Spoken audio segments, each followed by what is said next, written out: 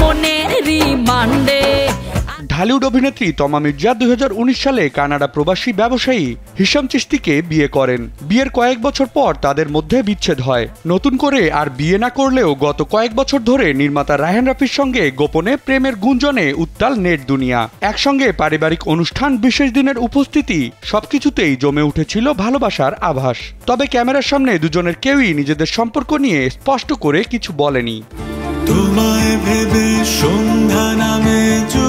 গোপন প্রেমের এ প্রসঙ্গে গণমাধ্যমে দেওয়া এক সাক্ষাৎকারে রাফি বলেন, সবটাই ছিল গুঞ্জন, আমরা শুধুই বন্ধু। কিন্তু সেই বন্ধুত্ব যে আর টিকে নেই তা এবার পরিষ্কার জানিয়ে দিলেন তমা নিজেই। এ প্রসঙ্গে তমা বলেন, সুরঙ্গর পর রাফির সঙ্গে বড় পর্দায় আর কোনো কাজ করা হয়নি। ওটিটিতে একটি কাজ হয়েছে, তবে বর্তমানে আমাদের একসঙ্গে কাজের সম্ভাবনা আছে বলে মনে হয় না। আর এ মন্তব্যই নেটিজেনদের কাছে রাফি তমার প্রেমের ভাঙনের সন্দেহকে আরও গাঢ় করে তুলেছে।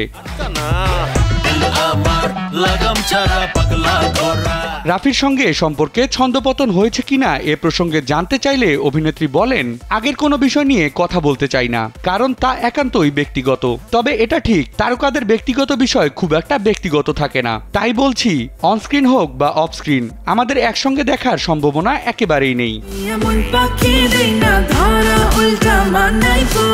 সুন্দরী এ অভিনেত্রী সরাসরি রাফিকে উদ্দেশ্য করে কিছু না বললেও তার বক্তব্য আরো স্পষ্ট করতে তিনি আরো বলেন, প্রেম, বন্ধুত্ব, বিয়ে যেটাই বলা হোক বা না হোক, একসঙ্গে আড্ডা, দেখা বা কথাবার্তা, এসবকে আমি ছন্দপতন মনে করি না। সময়ের সঙ্গে সঙ্গে অনেক কিছু বদলায়। আমি আমার মতো করে আছি, আমরা আমাদের মতো করে এগোচ্ছি, এটাই সবচেয়ে ভালো। একই জায়গায় কাজ করি বলে দেখা হতেই পারে, কথা হতেই পারে, আড্ডাও হতে পারে।